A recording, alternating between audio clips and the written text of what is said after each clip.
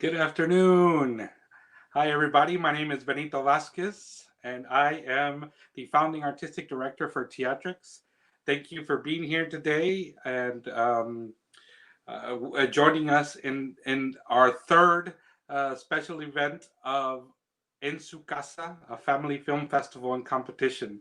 Thank you for being here today. We have a wonderful panel of professional Latina filmmakers, and we're going to hear their thoughts about them working in this industry and their thoughts behind um, being filmmakers. And so, thank you for being here. I want to also thank our sponsors, the City of Houston and the Houston Arts Alliance, who awarded us a grant to put together this virtual festival. And I also want to thank our partners, Seed and Spark, that allowed us to use their platforms, so we are able to bring you this festival online. So thank you to them.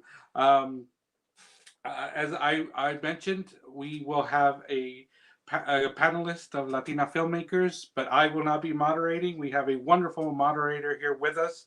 I'm going to tell you a little bit about her. So, Michelle Eulene knows the struggles that come with discovering a creative idea to full finalized production for audiences. She comes from a wide range of production experience in Houston and Los Angeles area. Her expertise lies in photography. She was featured as a photographer on the TLC reality show The Little Couple, and over time transitioned into a media production professional working for CMT, Discovery, MTV, HDTV, and the Live Well Network as an on-air lifestyle contributor. Michelle currently oversees video productions for a Houston health company, along with running her own business, Hold Still Media, where she creates digital content for clients through video advertising and commercial photography. Welcome, Michelle. Hi, thank you so much for having me. Very Oh excited no, now. thank you for being the moderator and hosting this conversation. So I'm gonna get out of the way now and I'll let you take over. So thank you, Ken. Fantastic. So, getting right into it, let's introduce the panel. So, we have Vannessa Vasquez. She began her career by performing in local stage theaters right here in Houston. In 2014, Vannessa became one of the lead actresses in Hulu's East Los High series, the first English language Hulu series with an all Latino cast. She played Camila Barrios, a Mexican teenager dealing with the trials and tribulations of growing up in East Los Angeles. And this past year, Vannessa debuted her film La Sangre Llama in Houston during Theatrics La Vida es Cortos Film Festival. Next is Karen Martinez. She is an artist from Hidalgo, Mexico, living and working in Houston, Texas. Her work explores Latinidad, feminism, and belonging. She earned an MFA in interdisciplinary practices from the University of Houston in 2019.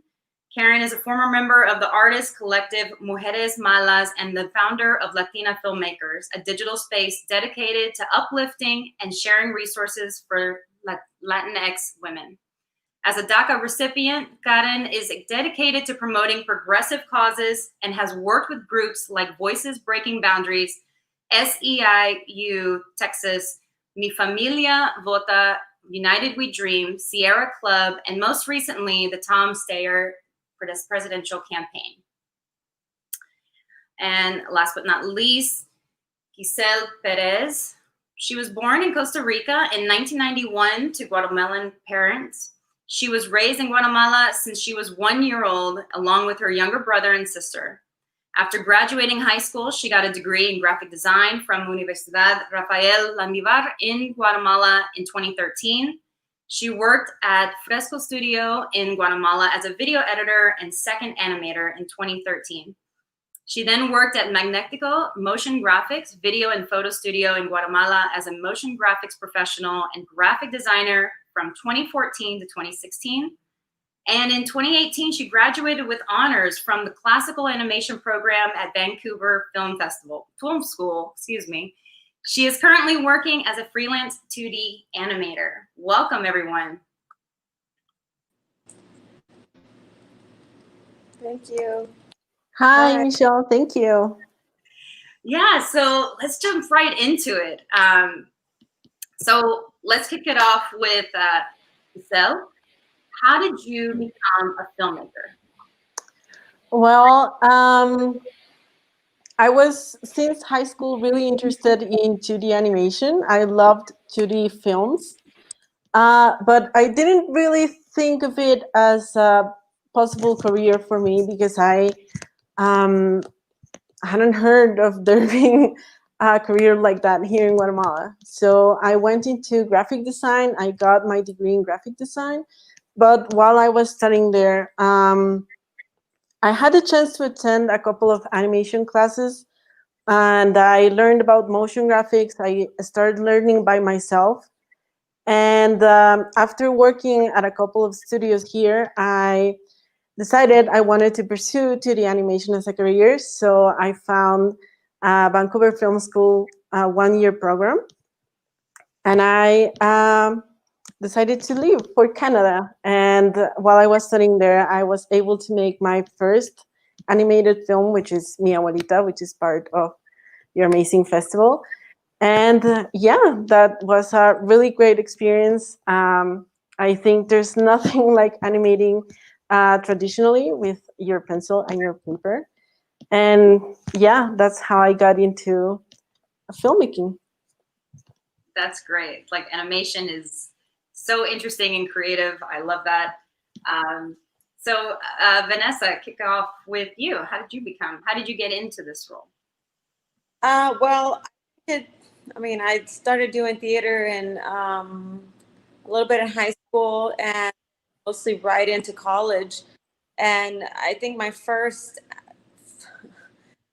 gig that was actual TV was a music video, and I didn't even know it was a music video. I thought they handed me a flyer for actors and dancers, and I went in there with my monologue and my headshot, and I was like ready to go. And a line of girls, and they're like, "Okay, dance," and I was like, "What? I'm here to audition. Like, I'm ready to perform." And long story short, I ended up getting it, and I got the lead part. They need an actress for the video. But that's when that was my first experience into filmmaking, into creating for TV and film. And I started connecting with people, directors, producers, cinematographers. And one thing that I realized is that in Houston, there just wasn't a lot of filmmaking being done. So just like with anything, when there's not enough of something, you just kind of pick up, anything you can and you start doing it. I didn't really think about it. I was just kind of like, okay, well, who needs help? Well, who has a production going on? Okay, let's do it. I'll be a production manager. I'll do wardrobe, whatever it is. If there's not a part for me as an actress, and I'll be a part of this. Like, I just wanted to be involved in aspect of storytelling. And so, yeah, I wanted to learn everything, the ins and outs of it. And then when I came here to Los Angeles to like really pursue acting, I realized that there wasn't enough storytelling for American Latinos. It's something that really had never crossed my mind. I just thought in my mind, when there's a lack of something, it's like, oh, okay, well, you just kind of, create more of it. So it doesn't think like, oh, there's a problem here, until I started auditioning, and then I had some stereotypes issues, and then people were like, oh, well, Latinos are viewed like this or like that. And I was like, no, wait, no, that's not how we're, no. And I was like, Yeah. oh, I get it. There's not enough of us. They don't have enough of us doing what we're supposed to do. Like, they don't know. And I was like, okay, I'll just write, I'll just start writing. Like, for me, it's just like, I think growing up in Texas, one of the biggest things that I learned is just like, you just work hard. You just, there's something missing. You just pick up the pen and you do it, So like, that's kind of how I've always operated. It's just like work, put in the effort, put in the discipline, and do it all. You want to do something, accomplish something, you just like throw yourself in all of it until something manifest. So here I am doing it all. Yeah, so it's that hustle mentality that you got to keep up with, like constant. Yeah. Karen, let's talk. Yeah, so I studied media production at the University of Houston during my undergrad, and that program is more geared towards broadcasting. But I never saw myself as somebody doing like TV or, you know, being in front or behind the camera at like a broadcast TV station, especially not in Texas. I see there's like Vannessa was saying, there's a lack of Latino representation. And that also expands to broadcast media, like the way that Latinos are portrayed in the news, for instance. And so I started making films for nonprofits, like Voices Breaking Boundaries, Mi Familia Vota, helping them with campaigns. Like one of them was through Voices Breaking Boundaries and Baker Ripley. And it was around the time where I was trying to find a style in my filmmaking. And so I ended up making this fundraising video for children, not children, but like young men in the southwest of Houston to raise funds for a skating park. And so I think we ended up with a really beautiful representation of who the kids were. And recently I've just been in touch with them, so it looks like we're going to be working on another project. And anyway, one thing led me to the next. I was working with Voices Breaking Boundaries, and some of my documentary videos were showing for the organization, and that video, and a professor, Delilah Montoya, saw my work, and she invited me to do the interdisciplinary program at the University of Houston. So I'm very fortunate. I got to learn so much in just the way that, you know, art operates in academia, which is definitely very interesting, and, you know, kind of like it was a learning curve for sure. But that's how I got started. Yeah, I think it's always interesting the people, like your journey into everything that you're doing. It's so different for everyone, you know, and there's different challenges that come with that. And who wants to take on just kind of letting us know a little bit about some of the challenges that you guys have had in the work that you've done? I guess I could start off. I think one of my biggest challenges was learning my worth as a Latina. I think when you kind of have this mentality of like, we're so grateful, and especially when there's not enough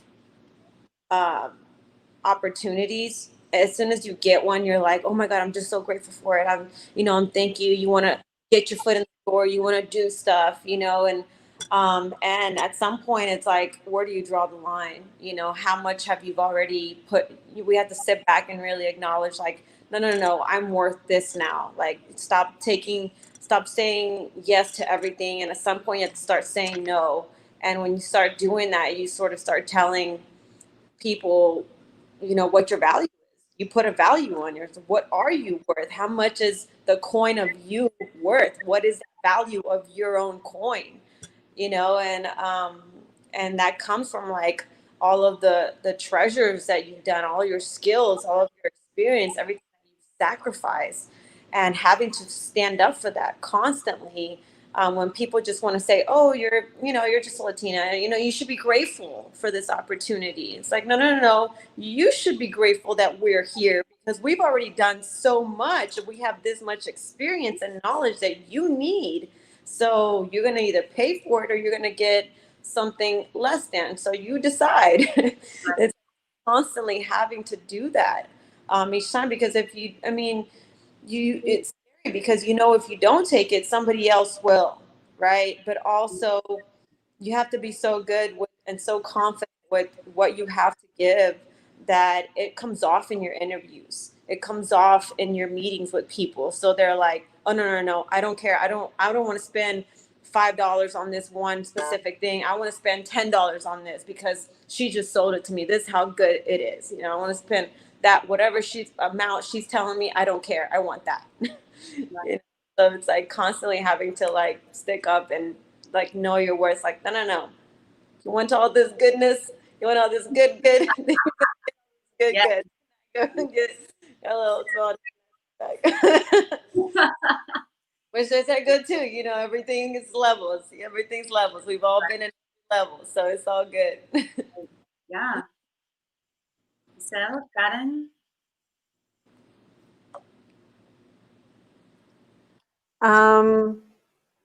Well, I'd say as an animator, some of the challenges I've faced so far have been that in my home country here in Guatemala, there's not much work for 2D animators here. Like people don't know, like Vannessa was saying, the value of this kind of work, and they always look for something cheaper or for something I don't know, different from what we can do. So there's not many opportunities here. So I've had to look for opportunities elsewhere. So most of my animator work has come from outside my country. So it's hard, it's difficult because we have to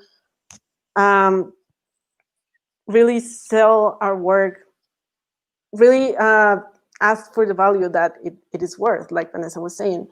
And it's hard because I would really like to promote this kind of work here in Guatemala, but since nobody knows about it, nobody knows its real value, it's really hard to let people know about it. And yeah, it's hard all around. Looking for work here, I'm looking for work outside. Yeah. You have to be a salesperson too, right? You have to be an artist person all the time. Yeah. And it's really hard, like getting rejected because they don't know the real value of what we're doing. Right. Yeah. I would say, I mean, coming from film school or like media school, the first thing that was really difficult for me right off the bat was like gender relations in a male, like many other fields, a very male-dominated arena. I early on I took some acting classes to kind of compensate for like directing, to learn a little bit more about what it was to be an actor, like on the other side. And I was encouraged to act, but didn't, because I was just so tired of being seen as this like tool for male projection. And it's something that I still see like here in Texas. I made the conscious choice to not work with men. And, the ones that I do work with is like classmates or, people that I know and that I know respect my values and are not going to objectify women through the male gaze in the lens. So that was very difficult for me, like even directing. I remember doing the 24-hour film festival a couple of years ago with some classmates, and even as a director, like they just don't respect you. Like you tell them, this is how I want this to be shot. I'm the director. I can fire you if I want to. Like I have no obligation to keep you in my production team. And they still wouldn't listen. They're just kind of like, oh, I'm going to do things my way, even though you're kind of telling them you want things a different way. And then just reading other scripts from men and even other women who are not realizing, right? Like we're just all trying to be in this field, like be part of it. And this is what we want to do so bad that we're not critical about what content is being represented in front of the screen. So just like reading scripts or watching films and thinking like, oh, this is not okay. I mean, when it comes to gender, when it comes to race, and Latinas in Hollywood are the least represented in terms of numbers in the industry, even less than Latino men. We make like somewhere along the 4 to 13%, maybe less, of people in production. So I think it's really important to just keep pushing, as women, and to keep pushing to tell our narratives and to give other women opportunities to come and work with us, to work together so that we as women can control the narrative on our own stories. So that's something that's really important for me, like looking for other women to work with and choosing, being critical of my work, like, making it and tearing it apart until like we cry, because you have to be protective of it. Like that's what other people are gonna do to it. So that's what you must do to your work. Like kind of like attack it to make sure that you're on the right path. And yeah. So.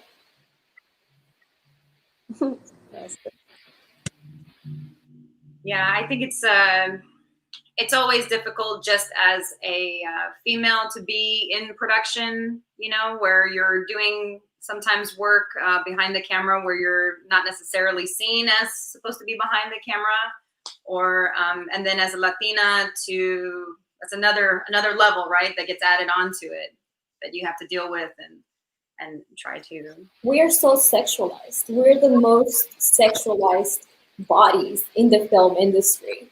Mm-hmm. So it's like, how do you tackle that, right?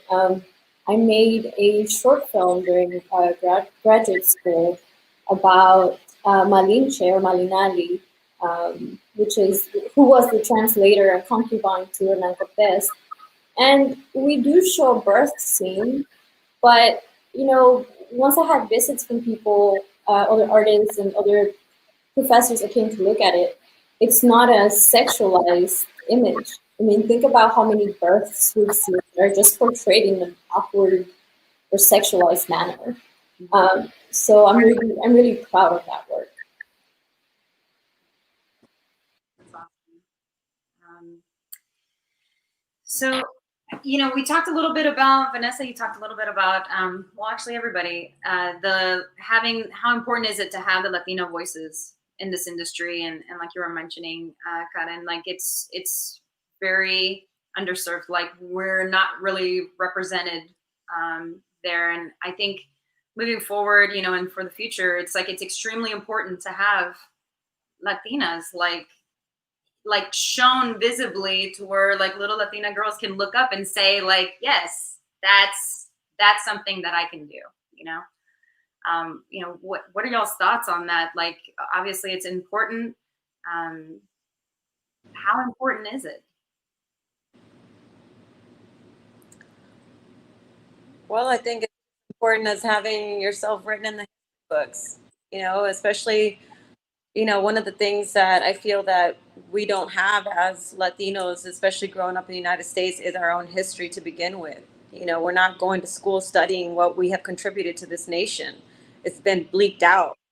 And that's the first source of stories and literature that we have no access to. So we're already coming out of high school with this mindset of like, we're not present in the world of the USA or in the world as American Latinos, as opposed to like you're growing up in Mexico, you understand that you are Mexican, you know what your people have contributed and created, but if you don't, and then you grow up as an American Latino and you're like, you don't see yourself in the books and you don't see yourself on television, then you have this sense of inadequacy. You have this sense of not belonging, like you're not important. And this is a very oppressive mindset to keep us down, to keep us like, non-existent, and most of us are just coming to terms with this realization and waking up that like, no, we are important.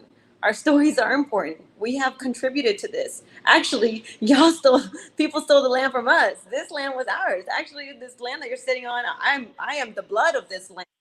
Like, and the Latino that I carry in me, the Native American that I carry in me is of this land. And I'm also European as well. Like my ancestors are from Europe and they're also from this land.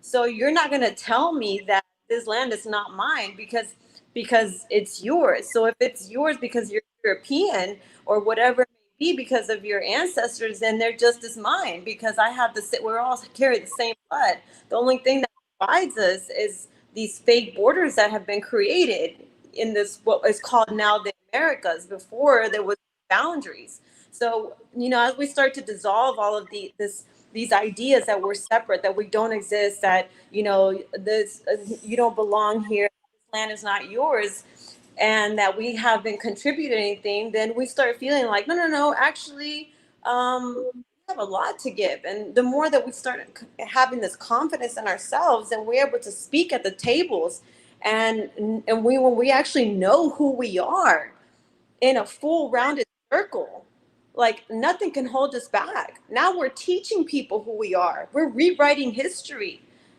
And when and then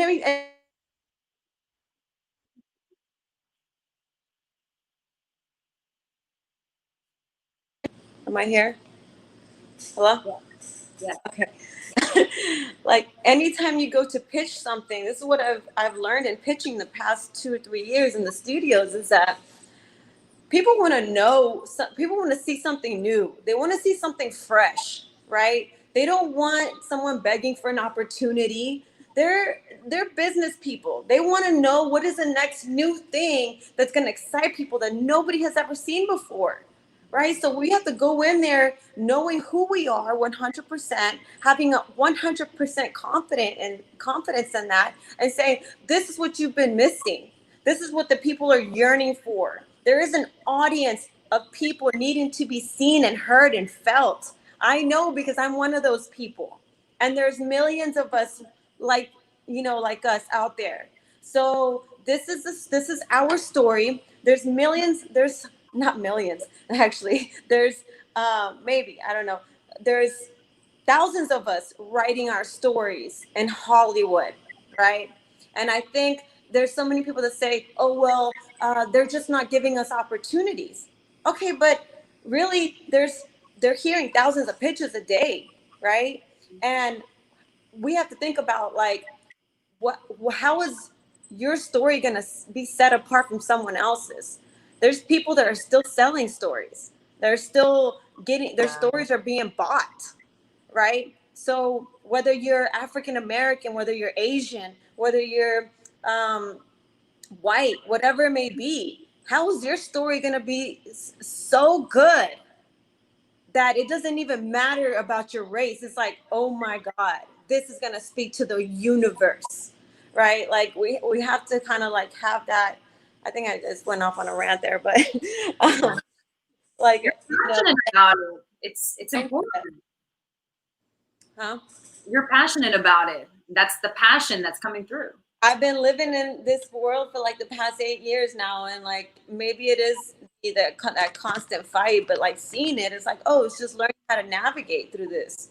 And I'm loving that I'm having to have this opportunity, because I'm hearing y'all talk, and I love that Giselle's in Guatemala, y'all are in Houston, and I know what it's like to be in Houston and to try to create your stories. I know what it's like to also be a conservative, to grow up in a conservative state, right? And with conservative ideals, and not wanting to be exploited. Like, I don't know how many times people have asked me to be like, oh, we're just gonna pay you $1,500, to come be nude in this film. I'm like, you got me messed up.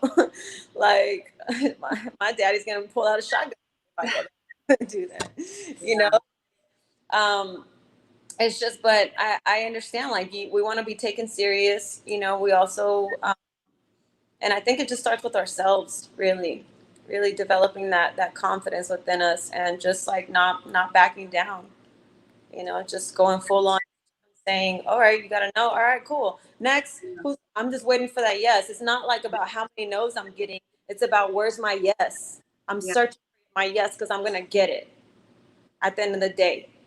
That's the mentality you have to have if you want to succeed in this. Yeah. So having that hustle mentality, trying to get to it, like, what was it like to jump from being an actor to film writer, producer? like, you know, you're creating these opportunities for yourself. You're like, what was it like going through that? Well, I mean, I realized that, you know, being a lead on East High, and it was one of the first shows of its kind, and people still reach out to me today and tell me how inspiring it is to see ourselves on television, to tell raw, authentic stories, and people feel seen and heard. And and then there's some people who also don't like it, you know, who also say, "Oh no, that's the ghetto show, making Latinos look bad, blah blah blah, it's exploiting women, all this stuff." It's like, look, at the end of the day, it's art, right? Not everything that you create is going to be liked by everybody. You have to be okay with that, right? But if you're inspiring millions, you're doing your job, right? Maybe you're not inspiring another million, but it's okay. It's not that your job is not, your work is not going to be for the entire world. It's for those millions that are receiving it, that are open to it. So whenever I was like, okay, there's people here who are gravitating towards this, there's clearly a niche here, or maybe more, right? They need more of this content. They need more representation. And when I went to start auditioning that next year, and the pilots I was getting is very much like Karen was saying, I was reading the pilots and I was like, this sucks. This is not us. I'm not fucking taking my clothes off for this entire thing, you know, like it's just like, it was, I remember I cried. I turned down a job because every pilot that lead that I was getting after that was like nudity, and every scene. And I told my agent, I was like, no, I was like, I have young Latinas following me right now. I feel like I have a responsibility to them. Their moms are going to let them watch their show, my show. I can't move this audience into this next show. They're not that young. I still want to speak to them, you know? And I remember crying a lot of times because I said no and I needed the money, right? But also one of the biggest things my dad said to me before I came out here, he said, look, I don't know much about Hollywood, you know, only you know what you're doing. But one thing I know and I've heard is that, you know, once you lose your dignity, you lose it all. So whatever you feel, whatever doesn't feel right to you, just don't do it. Doesn't matter what they offer you. You turn around, you go the other way. All kinds of people offer me all kinds of crap, all kinds of little wannabe Harvey Weinsteins, you know, offer me their own opportunities. And I'm like, no. And I go back to my apartment and I cry. And I have to keep like bringing myself up and saying, no, I got this. I can do this. You know, that's why I say, like, and I reiterate, I think that the success that I've had with acting is that I've gotten so many millions of no's, but I'm not worried about the no's. I'm looking for the yes, right? I'm looking for that yes that God, the universe, faith is in me, has put in each one of us as a desire to accomplish something. So I'm constantly searching for that yes that has been placed inside of me by a divine source, not by the negative one. So I'm just like dodging people here. That's what I feel like. And that's the same thing with producing. You know, I was working with a friend of mine who's a producer, and I felt like I constantly remind him, and I was like, look, getting knows. He's like, oh, maybe it's just not going to work. I was like, no, let's just change up the game plan. Let's just change up the game plan. Something's not working, a certain plan's not working, change it up. And let's try something new, right? So we keep trying something new. We still got no's. We change something new. And you keep trying. Like that, you know, that's the formula of success, whether it's acting, whether it's producing, whether it's writing. You constantly have to write the plan until you hit the target. Yeah, I mean, it's that constant hope and like constantly, even if you're down, like you continuously get up, and like that's the faith that you gotta have. Yeah. Giselle, so transitioning over to you know, what was it that gave you strength to pursue a film career when there was like this obvious like huge lack of role models in Guatemala? I think what led me to make like the decision to go and pursue this type of career that I hadn't really seen before was exactly because of what Vannessa was saying. Part of lack of representation. I had never seen an animated film that showcased our culture specifically, like, or Latino culture in general. Like, you don't see a lot of representation from our different cultures in Hollywood films or animated films, Pixar, Disney. You don't really see that type of content. And part of it was because I really wanted to tell stories about my family. Like, I really wanted to share things that I really felt I needed to share. And that's why my first film is about my grandma. Like, I know there's a lot of people out there, American Latinos and Latinos in general, that connect to my story because it's really true for everybody. Like, everybody can relate, and it's something that I hadn't personally seen before. Like, Latino representation in Hollywood films that I have seen in a long time have been based on prejudice and not really stories, like real stories of what happens in like our daily lives and stuff like that. So I think I was really determined because I saw, like, not just US animation industry, but I also saw Japanese animation industry. I saw European, different parts of Europe that had like their own representation being done by themselves, but I hadn't seen Latinos in the animation industry tell their own stories. So I really wanted to go and do something like that.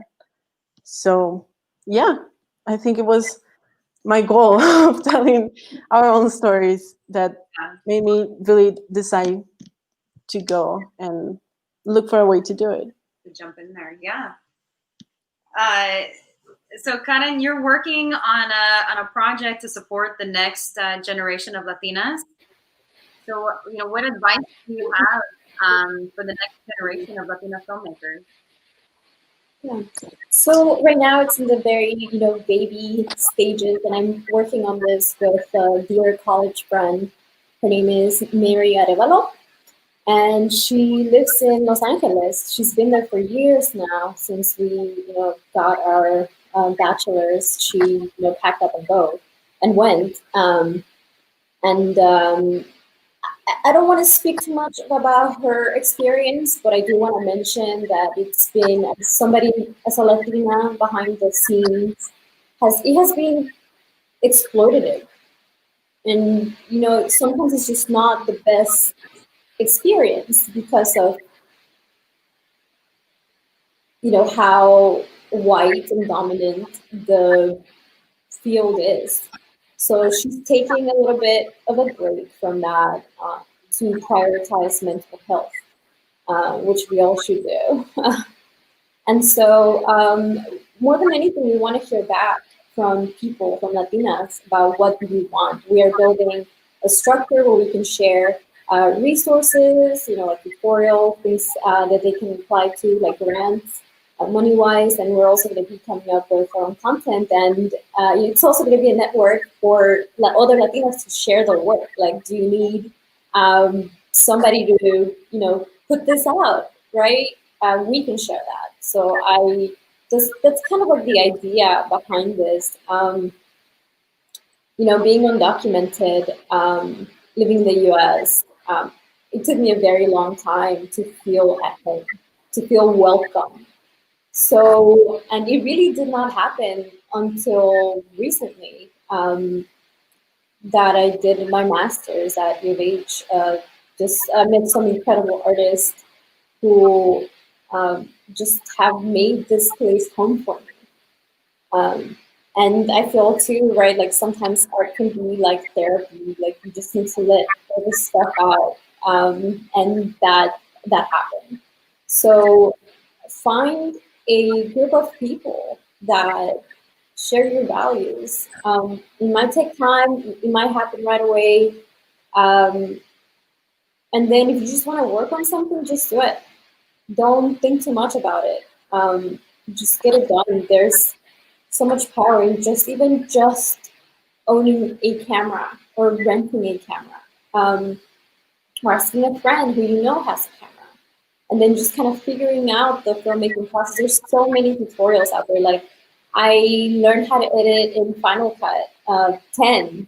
No, the one before that, before they did Final Cut 10. So I taught myself Premiere and DaVinci and like the whole rest of the graphics and like editing screen and stuff. And I just keep at it. And of course, reach out. Like, if you need anything, you can email me at dreamlibertad@gmail.com. And yeah, like, I'll be happy to answer any questions or give you some guidance or, you know, some feedback on whatever. I think community is so important.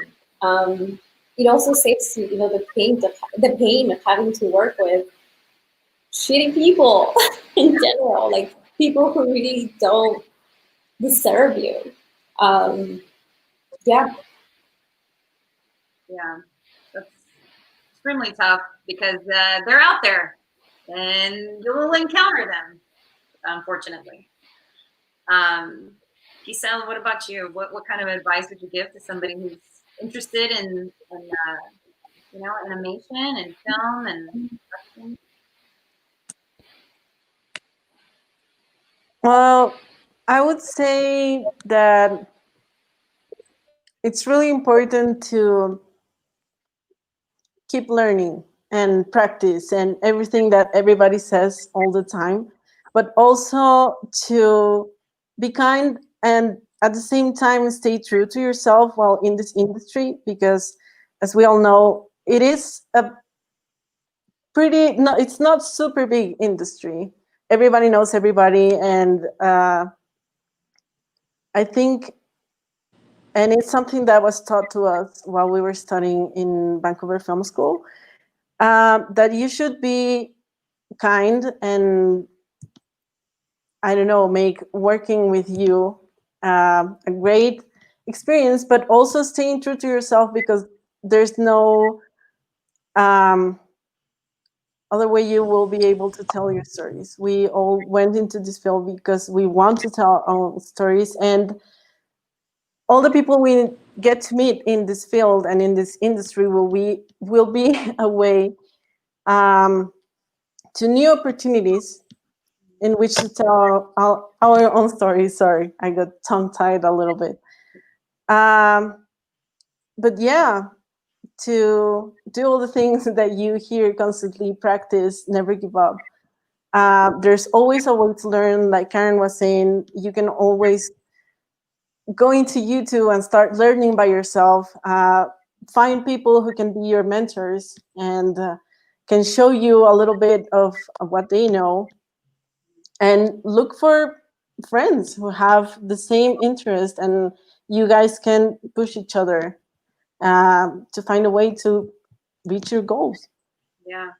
I think people are sometimes scared to contact, right? Like, they don't want to bother. They don't want to, like, oh, I'm sure they're busy. And I've had people reach out to me who want to study in the same school that I went to. And they're always so surprised when I just tell them everything I know. Like, you can do this, you can look for this, you can look for help here. And this is how I did it, like how I got to where I wanted. And people always respond like, oh, thank you, you're so nice. Like, I have had some people who don't respond or don't have time, or right. And I'm like, but I want you to go there. I want you to get into this industry, and maybe we can at some point work together, right?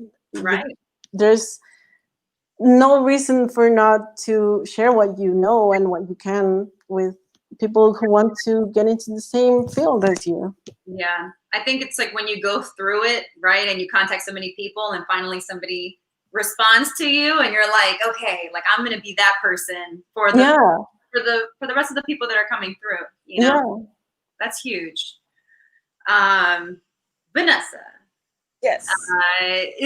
Just wanted to talk real quick about your what was it like for your film La Sangre Llama in Houston, and is it important to continue work with the Houston arts? Yes, it is. Uh, it was actually really awesome. I think, like, to be able to come back home and to be given that opportunity to present something that I created, not just that's actually a true story about a real life experience that I had. It's very vulnerable to put your, I want to say trauma, but, like deep wounds on a screen. And it was different from LA because in LA, it's people don't really know you, but in Houston, it's like people that I've grown up with, that they've seen me and they kind of know me and they're like, wow, like I never knew this about you, and then just made me realize like there's so much that, we don't know about people and how important it is to share our stories because it helps us just be more compassionate with someone. We can think like we can look at someone and think, oh my God, they've had it all, right? But it's not till we actually sit down and have a real conversation about life, real life experiences that they've had that we find the story within them, and we're able to connect and say, wow, like we're more alike than I think that we are separate. So I think, being able to share our stories is so important, especially with our loved ones and people that we care about, because it just makes you appreciate also the people that, have had your back, and things aren't always going to be perfect. Even in this industry, and things aren't always going to be perfect. You're going to have, fights with your friends. You're not going to get along with people. You're not going to talk for a few months, maybe a few years. But I think coming back to that place of like compassion, and being able to like sit down and just recall that and say, actually, these people have been with me for a while. Remember the good times. Remember when they were there for that. Okay, maybe they did this, but how was that my trauma, right? That I haven't maybe shared with them. So yeah, I think, really sharing our stories with people helps them understand us more and like really kind of helps them push you too to continue your dreams and vice versa. You inspire them every time we we push towards our dreams and we, break barriers, we inspire other people to do the same, especially when we share it with them. Yeah, it's like one of the most important things. Yeah. So just kind of one of the last questions. Giselle, back to you. Just trying to find out, your film, Abuelita, what's the next piece for you? What's next for you? Well, I think after my film, My Abuelita, I wanted to continue telling those stories that I mentioned before about my family, my experience, my own experiences, because I know it resonates with a lot of people out there who haven't seen this kind of film coming from Latinos. And actually, I wanted to start planning for a new film that I really, really want to make with my siblings. We are all Guatemalans, and we all have had to leave our country to go study and find our own paths that we couldn't find here.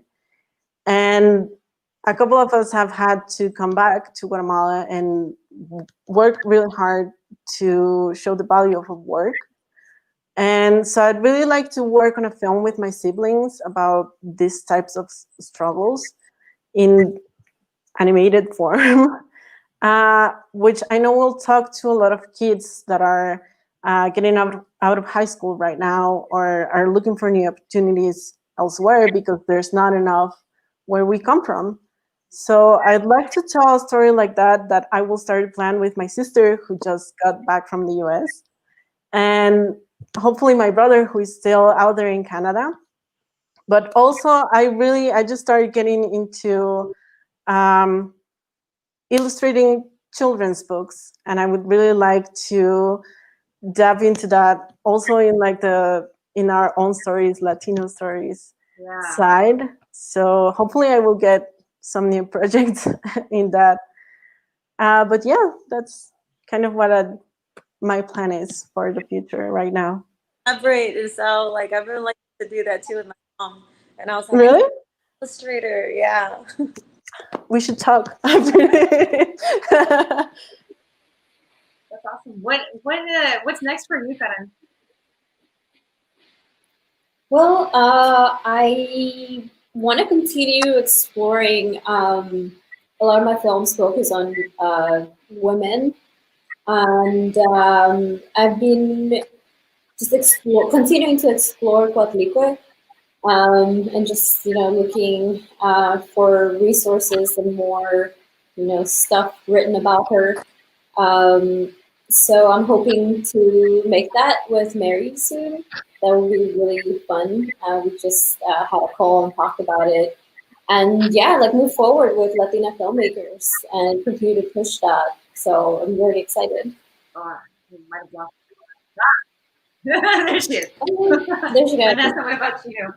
What's next? My agent's telling me, I don't know why. Call him back. What's next for me? Yeah.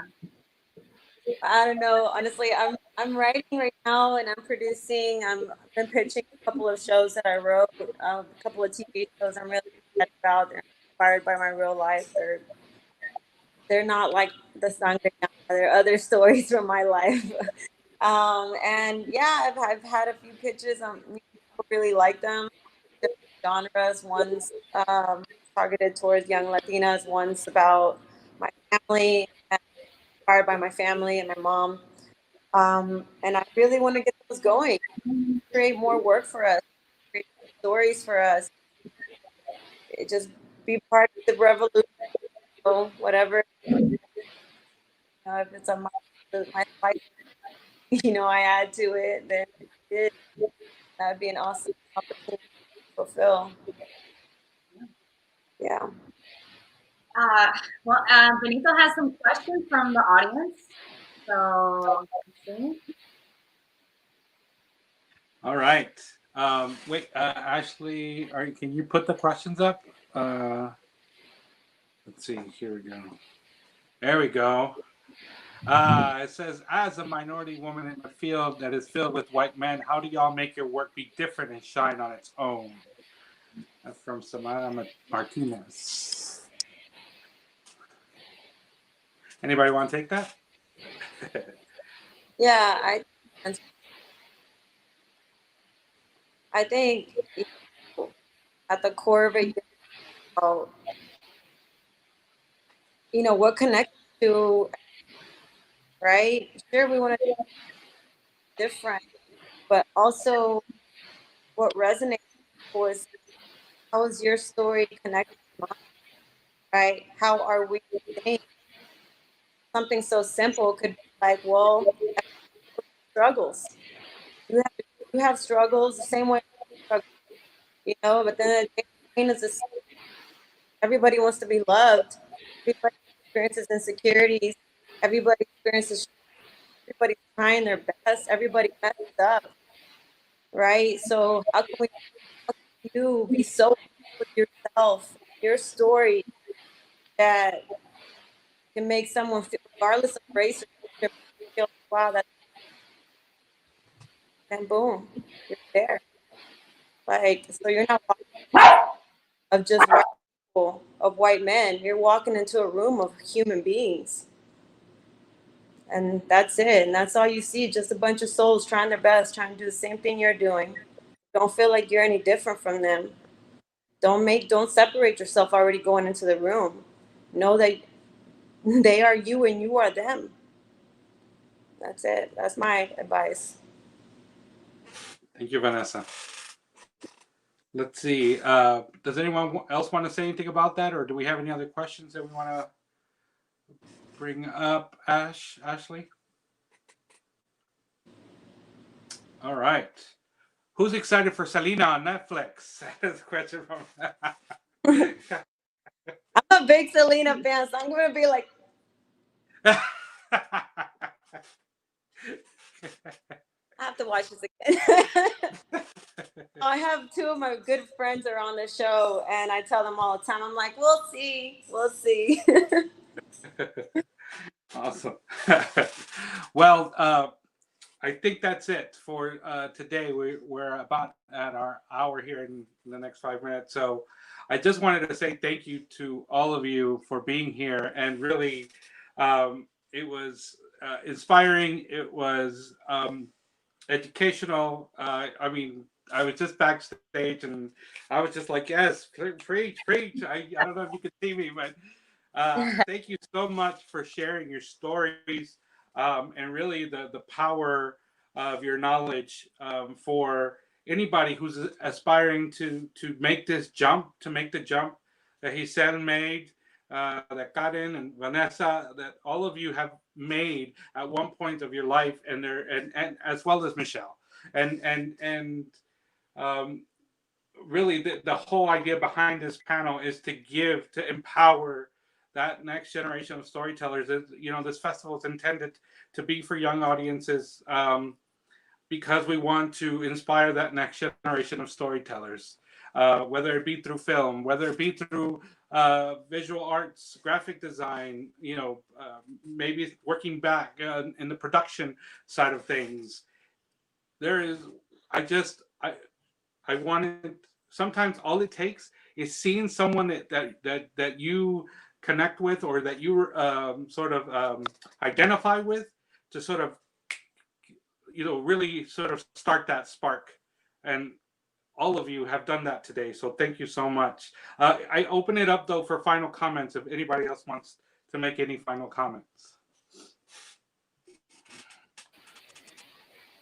Oh, wait, do we have one? Oh. Where can I watch each of y'all's projects? From Janelle Fields here. I hope I said her name right. Well, So my part, I hope you can see my film with you guys on your platform. But also, if you want to keep track, I'm on Instagram as _Giselle Perez _.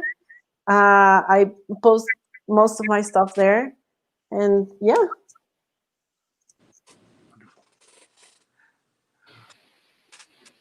Well, for me, you can visit vimeo.com/KY Martinez.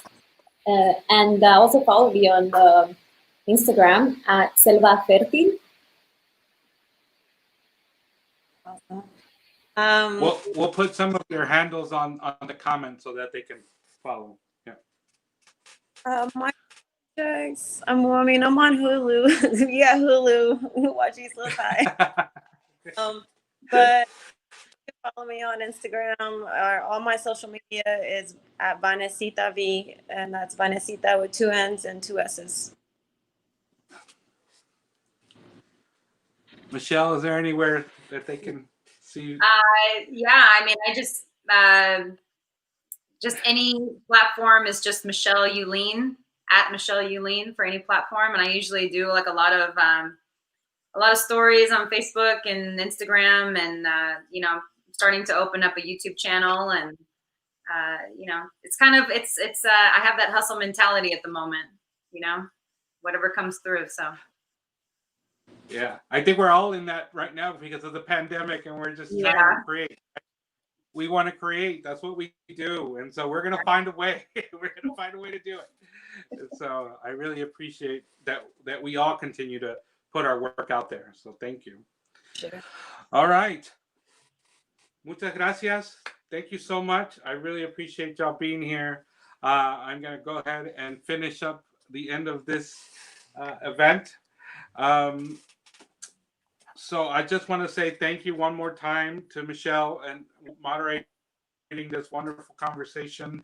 Thank you to Karen, Vannessa, for being here.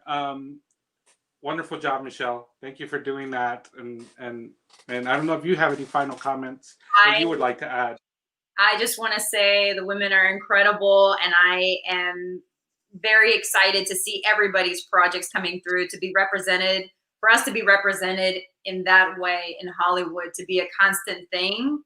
I think that is that's what we're determined to do. And I think that's what's gonna happen. And I'm excited about the day where there is no conversation about the struggle that we have to do. It just is. It just is. and we're just there, and it's working. You know. Yeah, that people are tired of seeing our stories because our stories are everywhere, and so Great, thank you. maybe one day we're working towards it. So thank you so much, Michelle. I Thank appreciate you. everything. Thank you. All right, so you can catch he says Mi Abuelita's animated short, wonderful little short. It you can see it at our festival. There it is. We're also going to put a link on the comment, seasonspark.com/festival/n dash su dash casa.